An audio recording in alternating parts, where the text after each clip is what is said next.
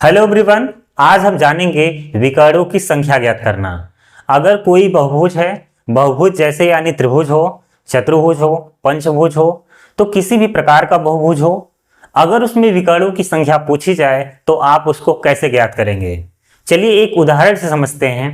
मान लीजिए यहाँ पर एक चतुर्भुज है, ठीक है। तो यह एक चतुर्भुज मैंने ले लिया। अब बात करें इसका नाम क्या होगा, तो चलिए ए बी सी डी मैंने इसका नाम रख दिया। तो यहां पर विकर्ण क्या होगा, जब किसी बहुभुज में शीर्ष को शीर्ष से मिलाया जाता है तो प्राप्त रेखाखंड विकर्ण कहलाती है। जैसे यहां पर देखिए, अगर हम शीर्ष ए को सी से मिला दें तो यह पहला विकर्ण हुआ, और दूसरा विकर्ण क्या होगा, अगर डी को बी से मिला दें तो ये दूसरा विकर्ण होगा। यानी कोई भी चतुर्भुज हो तो उसमें मात्र दो विकर्ण होते हैं।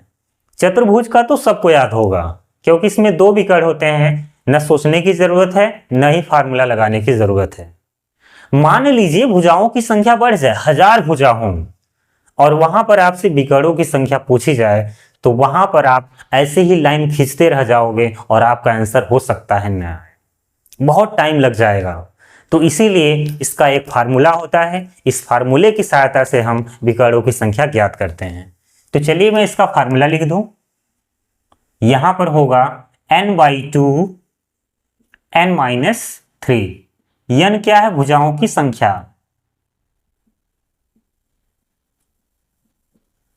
भुजाओं की संख्या, n भुजाओं की संख्या है। जैसे अगर त्रिभुज है तो त्रिभुज में 3 भुजाएं होती हैं तो n का मान 3 हो जाएगा। चतुर्भुज है, 4 भुजाएं होती हैं तो n का मान 4 हो जाएगा। अगर मान लीजिए 1000 भुजा है तो n का मान 1000 हो जाएगा।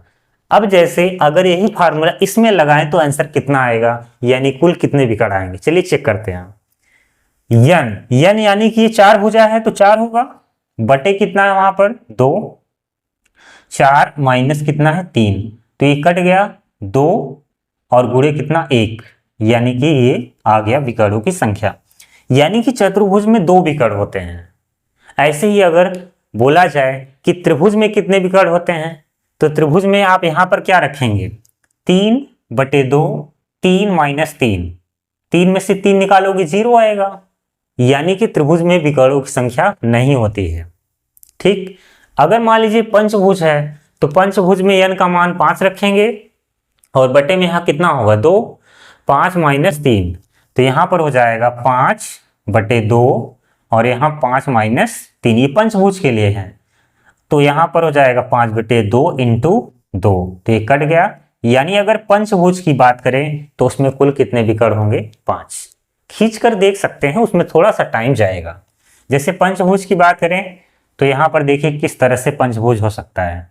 मान के चलिए इस तरह से मैंने बना दिया, 2, 3 और 4 और ये 5, ये पंचभुज हो गया।